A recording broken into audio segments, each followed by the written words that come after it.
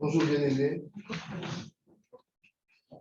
tel que je suis, je viens à tes pieds, humblement je me tiens devant ta majesté. En toi, je sais que j'ai tout trouvé dans ton amour sans fin. Amen.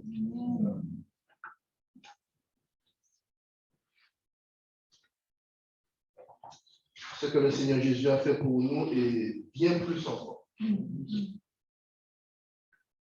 Ça, c'est ce qu'on peut dire avec nos mots. Mais saisissons vraiment la portée de ce qu'il a fait. Bien sûr. Je vous invite à prier. Notre Dieu, merci pour ta parole qui est devant nous, que tu veux nous transmettre. Nous voulons être humbles devant elle, ta parole même, celle que tu as dictée exactement, et nous voulons effectivement nous montrer humbles devant elle. Et puis nous te demandons l'éclairage de ton Saint-Esprit pour la comprendre, pour la manipuler, pour l'accepter. Et puis que cette puissance en nous puisse nous aider à transformer nos vies. C'est ce que nous te demandons au nom de Jésus. Amen. Vous avez bien aimé à suivre avec moi un texte de l'évangile de Luc, chapitre 18, les 8 premiers versets. Je lirai en version Semeur et la version qui vous est affichée est la version seconde, mais il n'y a pas trop de variation sur ce texte. Le Seigneur Jésus est avec ses disciples et il dira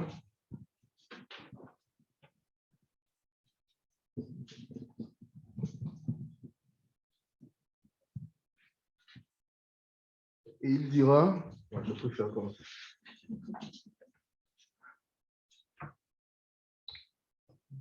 C'est d'abord Luc qui parle.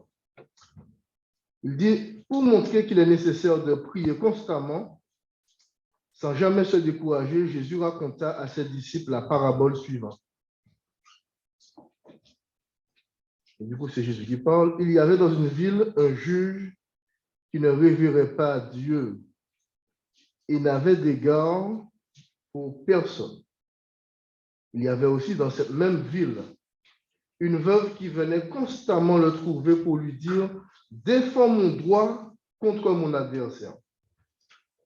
Pendant longtemps, le juge refusa, mais il finit par se dire « J'ai beau ne pas révérer Dieu et ne pas me préoccuper des hommes, cette veuve m'ennuie. Je vais donc lui donner gain de cause pour qu'elle ne vienne plus sans cesse me casser la tête. » Et le Seigneur ajouta, commentaire de Luc, « Notez bien comment ce mauvais juge réagit. Alors, pouvez-vous supposer que Dieu ne défendra pas le droit de ceux qu'il a choisis et qui crient à lui jour et nuit et qu'il tardera à leur venir en aide? Moi, je vous le dis, qu'il défendra leurs droits promptement. Seulement, lorsque le Fils de l'homme viendra, trouvera-t-il encore la foi sur la terre? » Amen. Jusqu'ici, la parole de Dieu. L'évangéliste Luc, quand il commente, ou en tout cas quand il raconte cela, il donne le propos que le Seigneur Jésus va tenir à ses disciples. Le Seigneur Jésus va montrer à ses disciples qu'il est nécessaire de prier constamment sans jamais se décourager. Et là, je reprends simplement ce qui est marqué. Luc ajoute également que c'est par une parabole que le Seigneur s'y est pris. Parabole, vous vous rappelez, c'est une histoire construite avec des éléments de la vie courante, servant à illustrer une vérité, et dans le cadre du Seigneur Jésus, une vérité religieuse. C'était par beaucoup de paraboles que le Seigneur dispensait son enseignement. Ici, l'enseignement paraît clair à décrypter. Luc nous y aide. Dans cette parabole, deux personnages sont présents. Le premier est un juge qui officie dans une ville et ce juge semble avoir deux faiblesses, voire même deux problèmes. Le premier problème est commun à tous les hommes dès qu'ils sortent du sein maternel. Il est contre Dieu et il rejette Dieu. C'est un problème qu'il y avait déjà du temps de Jésus, c'est un problème de société actuelle. Le deuxième problème qu'a ce juge, c'est qu'il n'a d'égard pour personne, ce qui est un énorme problème, car c'est un juge dépositaire de la justice, de la vérité, quelqu'un qui est là pour rendre une justice équitable. C'est un comble pour un juge de n'avoir d'égard pour personne. Ce sont deux attitudes assez bizarres, ou plutôt deux attitudes à l'image certainement de son cœur. Rappelez-vous Luc 6, 45, l'homme bon tire de bonnes choses du bon trésor de son cœur. Le méchant, au contraire, tire de mauvaises choses du mauvais trésor de son cœur. Car c'est de l'abondance du cœur que la bouche parle, ou encore que nous agissons. C'est ce de quoi notre cœur est rempli, que nous parlons, ou que nous faisons. Son cœur est donc en piteux état. Il refuse pendant longtemps de traiter l'affaire d'une pauvre veuve qui demande justice. Et quand on sait que dans les temps bibliques, une veuve était démunie et qu'elle était donc dépendante soit de sa famille, l'apôtre Paul en parlera à Timothée, et si elle n'avait pas de famille, elle était foutue. Elle était condamnée soit à se prostituer ou à mendier ou à attendre la mort. Et ce juge va refuser de faire justice à une telle femme. Et puis, le texte nous dit qu'il accepte, mais uniquement pour avoir la paix. Et au passage, il réaffirme son mépris de Dieu et des hommes. Remarquons ici la réaction du Seigneur. Il n'approuve pas l'attitude de ce juge, mauvais. Il dit simplement de noter le fait qu'il donne gain de cause à cette pauvre veuve. Et là, c'est mon commentaire, parce qu'elle a insisté dans sa démarche sans se relâcher. Puisque le texte nous dit que c'est pour que cette femme ne lui casse pas les oreilles, qu'il va lui donner gain de cause. Et là, ça nous permet à l'heure où, dans toutes les paraboles du Seigneur, on veut comparer ça signifie Israël, ça signifie Dieu, ça signifie nous. Eh bien, le Seigneur nous garde de faire cela, par exemple, en comparant ce juge à Dieu. Peut-être pas dans l'attitude de cœur, mais dans la finalité. Et là, on ne peut pas le faire. Ce juge ne peut pas être un type de Dieu ou comparé à Dieu. Cela est exclu. Et alors le Seigneur ajoute que Dieu qui est juste et bon envers les siens répondra à plus forte raison à leurs cris. Donc il prendra soin d'eux. Et on comprend l'enseignement ici. C'est fluide. Luc fait déjà le commentaire de ce que le Seigneur dit. Avant même de décrire la parabole, il dit déjà le but. Une parabole, on peut comprendre. Seulement, la question du Seigneur, à la fin du verset 8, seulement lorsque le Fils de l'homme viendra, trouvera-t-il encore la foi sur la terre, est une question fermée, j'ai envie de dire ouverte aussi, parce qu'on ne peut pas y répondre. Nous oblige à aller plus en profondeur dans le texte, à étudier les versets précédents et même les chapitres précédents. Pourquoi, à la fin d'une recommandation de prière instant, le Seigneur parle du retour du Fils de l'homme et de la foi. On ne comprend pas trop. Après étude, on constate que la démonstration du Seigneur dans cette parabole s'inscrit dans un contexte précis que Luc décrit. Dans la partie centrale du livre d'ailleurs. Du chapitre 9 jusqu'au chapitre 19, vous verrez, et ça a été, des titres ont été mis par les éditeurs dans nos Bibles, Jésus marche vers Jérusalem. Dès le chapitre 9 jusqu'au chapitre 19. Luc décrit là des jours, voire des mois du Seigneur qui va marcher vers Jérusalem pour donner sa vie pour les hommes. Et au fil des jours et des mois, le Seigneur Jésus va rencontrer des gens qu'il va guérir, il va délivrer de démons, il va enseigner. Et c'est la partie centrale de l'évangile de Luc. Et le contexte dans lequel Luc écrit cela, c'est le royaume de Dieu avec Jésus comme roi du royaume. Et c'est important de comprendre cela pour comprendre pourquoi le Seigneur parle de foi et de Fils de l'homme alors qu'il enseigne sur la prière. On peut ne pas comprendre. À partir du chapitre 9, verset 51, Jésus marche vers Jérusalem.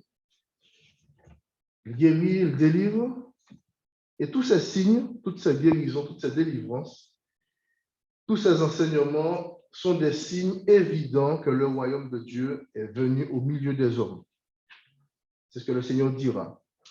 Pourtant, les pharisiens et d'autres couches de la société juive n'ont pas discerné cela.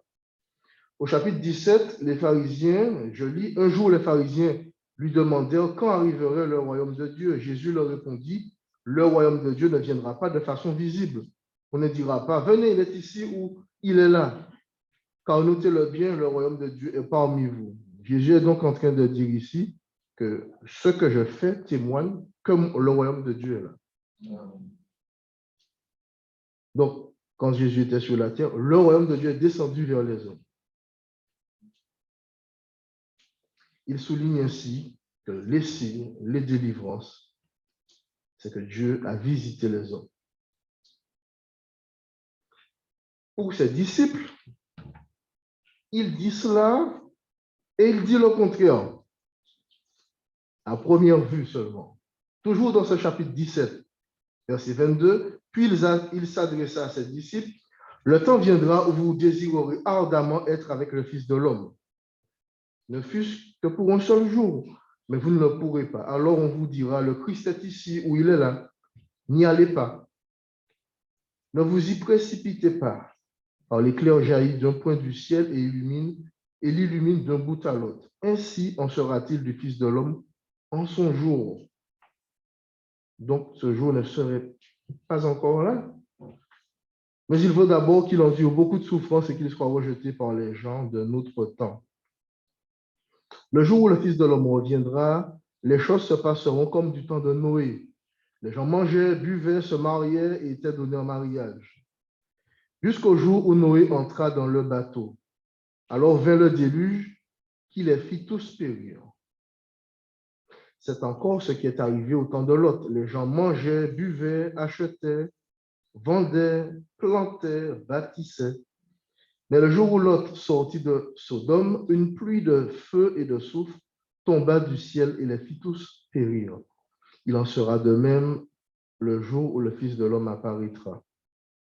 En ce jour-là, si quelqu'un entre en terrasse de sa maison, qu'il n'en descende pas pour prendre les affaires qu'il aura laissées en bas. De même que celui qui se trouve dans les champs ne retourne pas chez lui. Rappelez-vous ce qui est arrivé à la femme de Lot. Celui qui cherchera à préserver sa vie la perdra, mais celui qui la perdra la conservera. Cette nuit-là, je vous le dis, 2 personnes seront couchées dans un même lit. L'une sera emmenée, l'autre sera laissée. 2 femmes seront en train de tourner ensemble la pierre de meule. L'une sera emmenée, l'autre laissée. De même, 2 hommes seront dans un champ, l'un sera emmené, l'autre laissé. Alors les disciples lui demandèrent où cela se passera-t-il, Seigneur? Il leur répondit de manière anecdotique, là où est le cadavre, là se rassembleront les vautours. Fin de citation, verset 37. La présence du Seigneur Jésus est un signe du royaume de Dieu descendu vers les hommes. Le Seigneur Jésus parle d'un jour du Fils de l'homme où il viendra. Que comprendre de tout cela par rapport à notre texte de base? Eh bien, j'y viens. Le Seigneur Jésus va appeler ses disciples à être fidèles dans l'attente de son jour, le jour où il reviendra. Jour dont les disciples ne savent rien. Ils ne savent pas quand ce sera, ils savent juste ce que le Seigneur Jésus veut bien leur dire, mais il ne leur donnera pas de jour ni de date. Et dans cette perspective, le Seigneur va les appeler à être fidèles. Et une fidélité qui se manifeste en particulier par une prière constante et persévérante. Et ça, c'est notre texte. Le texte de Luc, chapitre 18. Le Seigneur Jésus invite ses disciples, ici et nous aujourd'hui, à prier constamment sans jamais nous décourager, car Dieu auquel nous adressons nos prières est fidèle. Il ne nous laisse jamais tomber, il ne le fera jamais. Et cela a été rappelé par Stéphane plusieurs fois dans sa présidence. Il a un plan parfait pour celui ou pour celle qui met sa confiance en lui, en acceptant pour lui-même le sacrifice plein et entier du Seigneur Jésus. Le croyant qui prie est donc invité à une attitude de foi, mais une foi résolue, même et surtout dans l'épreuve, car l'épreuve révèle le disciple du Seigneur et sa capacité à s'appuyer sur son Dieu. Et cette attitude s'inscrit toujours dans l'attente du jour du Fils de l'homme, c'est-à-dire dans l'attente du retour du Seigneur Jésus bien-aimé. D'où la question du Seigneur, seulement lorsque le Fils de l'homme viendra, trouvera-t-il encore la foi sur la terre? Le Seigneur invite et encourage à prier constamment, sans jamais se décourager, avec en toile de fond son retour. Alors, quand il reviendra, y aura-t-il de la foi? Est-ce que les disciples, est-ce que ceux qui croiront après, seront dans cette attitude de foi, soit en train de prier, ou soit en train d'œuvrer de manière à manifester cette foi? Il enseigne que dans la perspective de son retour, eh bien, ces prières s'inscrivent justement dans la vision de son retour. C'est vrai de nos prières de souffrance, de difficulté, de malheur, mais ce sont des prières qui naturellement nous font penser à notre délivrance. On souffre, on veut en sortir. Mais c'est aussi vrai des prières de réjouissance, de satisfaction, de bonheur. Parce que ce qui nous attend là-haut n'a rien de comparable avec ce que nous vivons ici-bas. Bonne ou mauvaise chose. Bonheur ou instant de bonheur et martyr.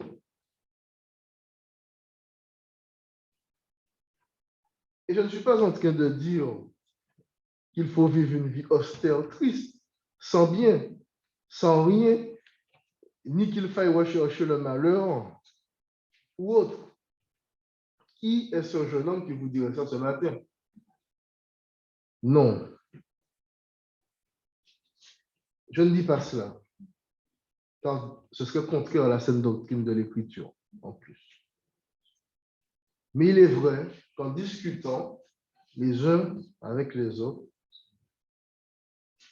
on peut avoir l'impression que l'espérance de la vie éternelle bienheureuse qui nous attend avec celui qui nous a sauvés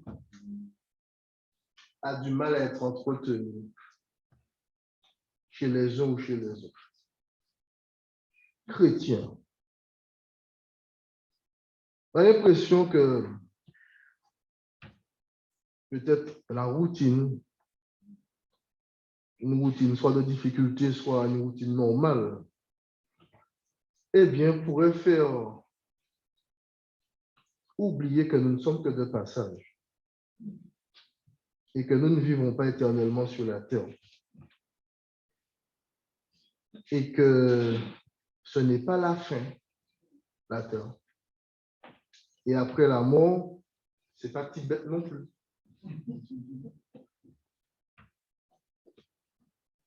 Car si ce n'est pas dans l'optique d'être délivré que nous prions, à chaque fois,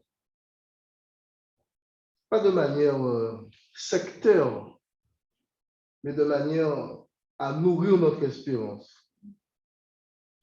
Si ce n'est pas dans cette perspective que nous insistons dans nos prières, pourquoi persévérons-nous?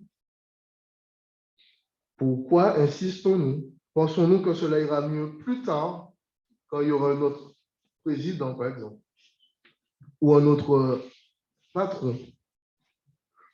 Non, bien aimé. Notre espoir, quand nous prions, que ce soit pour une situation ponctuelle de la vie, une difficulté ponctuelle qui nous atteint,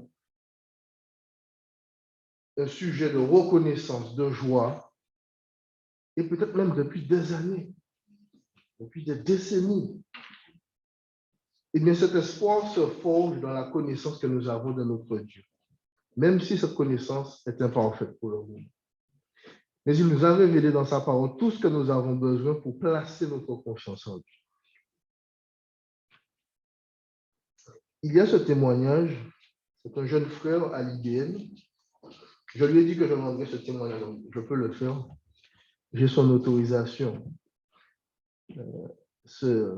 à l'Institut biblique. Cela se passe en Guadeloupe. Sa mère s'est convertie, et la seule convertie de la famille, et elle prie pour la conversion de son mari pendant 30 ans sans résultat. Ensemble, ils ont 3 enfants, dont mon collègue. Ce père a emmené son collègue voir des sorciers, des séanciers, des cadets d'affaires, etc., dans sa jeunesse, pour sa réussite dans la vie. Cela n'a pas fonctionné. Et pire que ça, son collègue tombe dans la drogue, dans l'alcool et tout le reste. Sa mère prie pendant des années pour son fils. Dieu touche le cœur de son fils. Dieu convainc son cœur et le change. Son collègue se donne à Christ. Christ le sort de ces situations, de tous ces esclavages. Sa vie change radicalement. Et bien aimé, son père, voyant que la vie de son fils n'est plus la même, et pas grâce aux forces occultes, se tourne vers Christ et lui donne sa vie. Et le 6 octobre dernier, il est passé par les eaux du baptême. De manière anecdotique, certes, mais jour pour jour après son fils, il y a 2 ans. Et ce n'est pas un témoignage isolé. Nous en avons, nous, si je devais donner la parole, de situations où le Seigneur a répondu. Parce que notre espoir est en lui. Mais ce ne sont pas des prières où on veut voir simplement la réalisation. Quand nous prions pour nos familles, c'est bien pour leur avenir éternel. Ce n'est pas pour que leur situation s'améliore sur la terre et puis c'est tout. C'est parce que le jour où le Seigneur reviendra, ou encore qu'il nous rappelle à lui, et pour qu'un jour nous puissions les revoir, ces familles-là, ces membres de nos familles. Les situations de nos vies, Dieu les connaît toutes. aucune ne lui sont étrangères, nouvelles, insurmontables, comme s'il serait dépassé. Et loin d'être ce juge mauvais de l'histoire de Luc, lui ne tardera pas à nous venir en aide. Il défendra notre droit promptement. Ça veut dire en courant. Seulement, c'est son temps quand il court. Et lui ne court jamais en retard. Il court toujours quand il faut. Soyons plutôt comme cette pauvre veuve qui insistait sans jamais se décourager. Continuons encore et toujours. Ça fait 30 ans, peut-être qu'il faudra que ça fasse 40. Et si nous avons l'impression que les années passent et qu'elles se ressemblent, si nous avons l'impression que nous pourrions être les oubliés de l'Éternel, si nous avons le sentiment vif dans notre corps que nous sommes à bout, que toutes les promesses contenues dans l'Écriture tardent, si même il faut attendre que vienne l'Éternel, attendons-le patiemment, car il vient sûrement et il ne tardera pas. Habakkuk chapitre 2, verset 3. L'espérance qu'un jour Jésus reviendra mettre fin à nos difficultés, parce que je parle des difficultés. En nous prenant avec lui, constitue notre bon dépôt et notre garantie certaine. Et ce n'est pas une certaine garantie, c'est une garantie certaine. Les difficultés de la vie sont telles que le Seigneur demande, est-ce qu'il y aura encore la foi sur terre? Trouvera-t-il des hommes et des femmes qui prient, qui auront persévéré dans ce domaine sans jamais se décourager, malgré toutes les vicissitudes de la vie, et elles sont nombreuses. Et quelque chose me dit qu'elle risque de continuer, avec comme vision à l'horizon le retour du roi du royaume. Ce royaume qu'il a inauguré en descendant et qui est en train de se mettre en ordre de marche pour nous. Notre adversaire, le diable, veut décourager les enfants de Dieu. Et il est fort pour ça.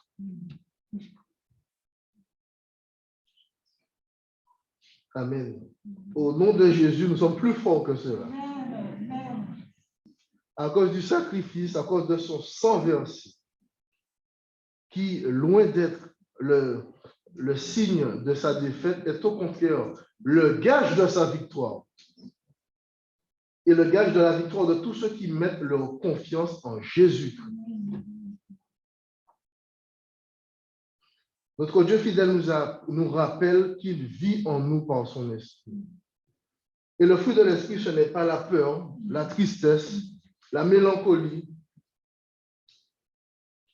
Mais le fruit de l'esprit, c'est l'amour, la joie, la paix, la patience, l'amabilité, la bonté, la fidélité, la douceur, la maîtrise de soi.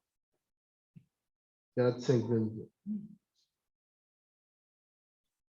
Et notre frère Adrien a une belle expression pour parler de la prière, que je n'ai jamais oubliée.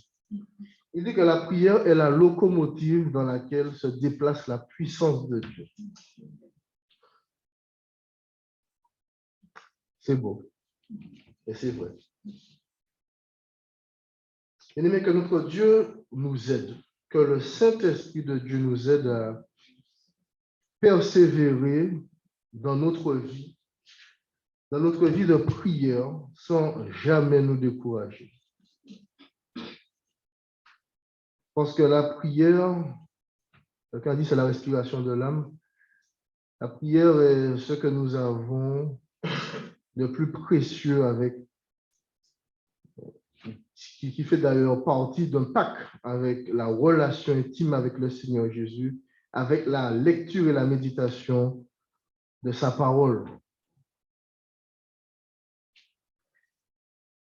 Et dans l'attente et la préparation du retour du Seigneur, persévérons dans cela. J'ai été moi-même encouragé par le frère Raymond une fois. Priez, priez, priez. Priez ensemble avec Isabelle. Priez sans cesse, priez sans cesse. L'apôtre Paul nous y appelle. Et plus que nous y appeler, le Seigneur nous met en interrogation. Est-ce que nous aurons la foi quand il revient? Est-ce que nous n'aurons pas cédé? C'est un encouragement qu'il nous porte ce matin.